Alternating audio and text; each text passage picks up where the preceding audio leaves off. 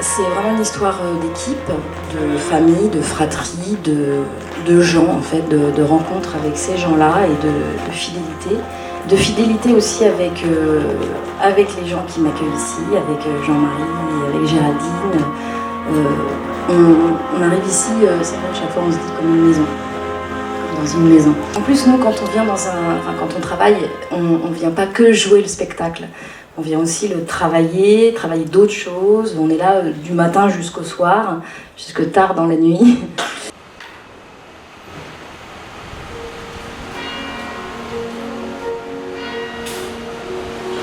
Nathalie Béat, c'est sa troupe de comédiens. Ils investissent le théâtre, mais aussi les couloirs, le hall, l'extérieur. Et ils font vivre le théâtre de la Bastille pendant, je sais pas, c'était un mois et demi, 2 mois. Et qui sortent du cadre traditionnel du théâtre. Du coup, le théâtre de la Bastille devient un lieu de vie aussi où on peut passer plus de temps que juste l'entrée et sortie des spectacles. Et c'est plus devant une maison qui devient vraiment une maison.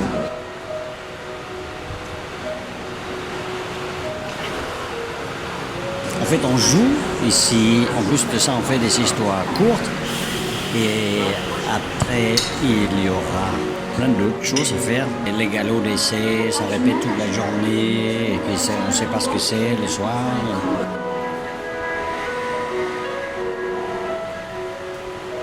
L'occupation est quelque chose d'un peu guerrier, je trouve.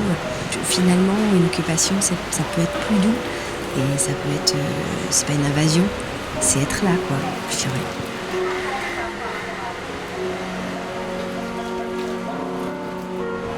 C'est vrai que le mot occupation, je l'ai toujours trouvé étrange, mais on pourrait trouver un mot plus chaud en fait.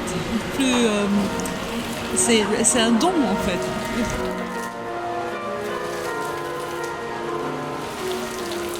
L'occupation, c'est un mot générique, mais à l'intérieur de ça, ça renvoie à des choses extrêmement différentes. Donc c'est pas modélisable, c'est pas une idée modélisable. Il n'y a pas une définition de ce que serait une occupation.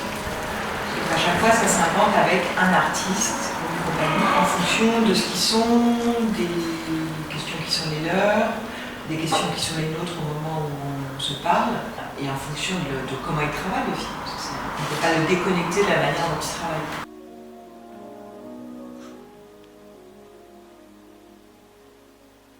Est-ce que tu peux renverser un tout petit peu d'eau sur le visage d'Agathe? Non, un tout petit peu, l'air de rien. L'air de rien.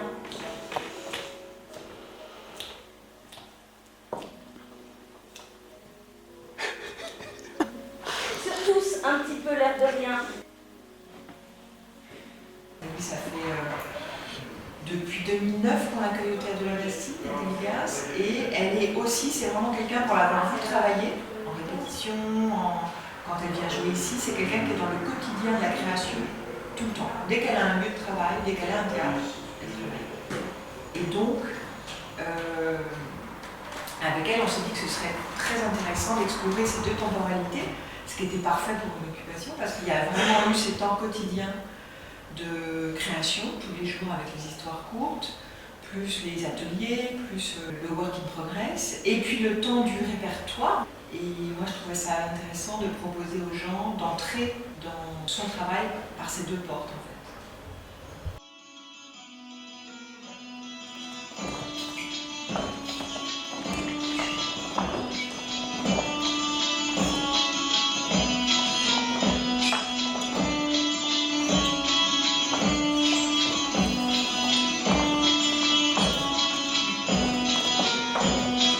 Pas de saut.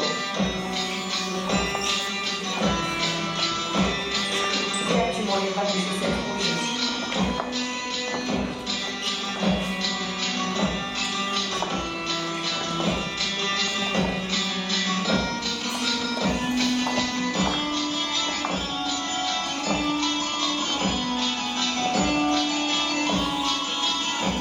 D'être dans un lieu et de vivre comme ça une expérience sur un long terme, c'est quand même hyper beau, quoi.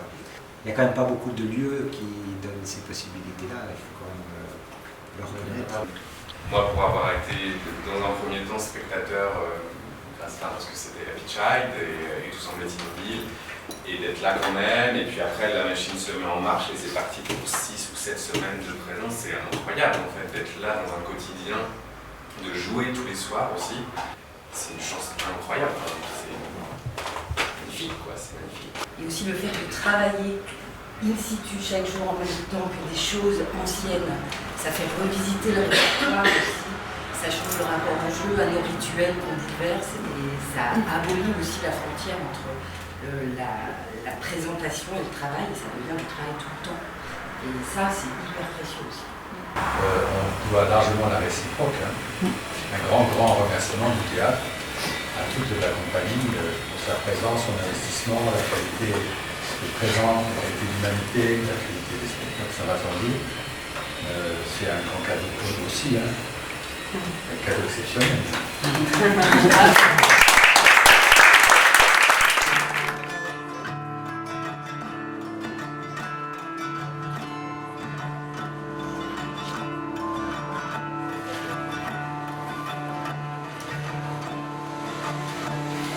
Très sensible au fait de tout ce qui s'est passé les après-midi devant le théâtre, toutes les histoires courtes qui ont eu lieu, qui se répétaient l'après-midi à partir de 17h, qui se montraient à 19h30, c'était assez magnifique. Magnifique parce que chaque jour elle proposait des choses très belles, et magnifique parce que c'est la première fois qu'on avait l'ouverture du théâtre sur la rue aussi concrète et aussi grande.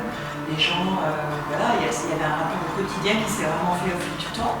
Les gens savaient qu'ils pouvaient revenir tous les jours vers 18h, 18h30 voir la répétition. C'est gratuit et voilà, c'était comme des rendez-vous informels donnés au public.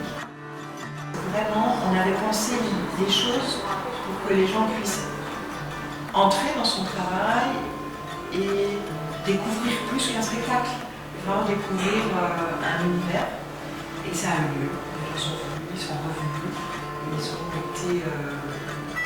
Ils ont joué le jeu en fait, mais parce que je pense que ce qu'elle fait, ce qu'elle réalise en tant qu'artiste, invite à ça. Ça invite une espèce de déambulation d'une pièce à une autre. Il y a beaucoup de motifs qui se répondent, beaucoup d'états de corps aussi qui se répondent. Enfin voilà, et ces chemins, ces traversées, elles ont eu lieu.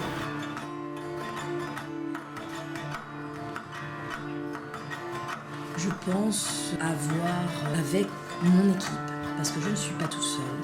J'ai vraiment une super belle équipe. Et puis avec l'équipe aussi du théâtre, avoir ouvert d'autres portes au public, d'autres portes, d'autres espaces, des très belles rencontres. Et je pense que c'est important en fait de pouvoir habiter comme ça un théâtre, comme une maison, et de pouvoir inviter les gens à échanger autour d'un travail, autour d'un espace, autour de la création, autour d'autres choses que des choses qu'on a l'habitude de voir, de cette transversalité, d'accepter, de se perdre, une histoire de liberté. Enfin, bon, il y a eu vraiment des très beaux échanges avec le public.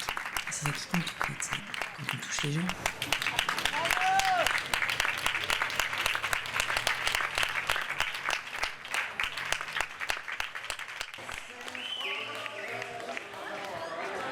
Ça fait aussi partie de la compagnie d'être dans ce rapport de convivialité. Et qui dit convivialité dit table, chaise, assiette. Et puis repas. Et on fait un repas pour le public. Enfin pour les gens, beaucoup les gens qui sont venus voir les 4 spectacles. Et les workshops. Et puis aussi les retrouvailles. Enfin voilà, une invitation à venir manger et danser avec nous.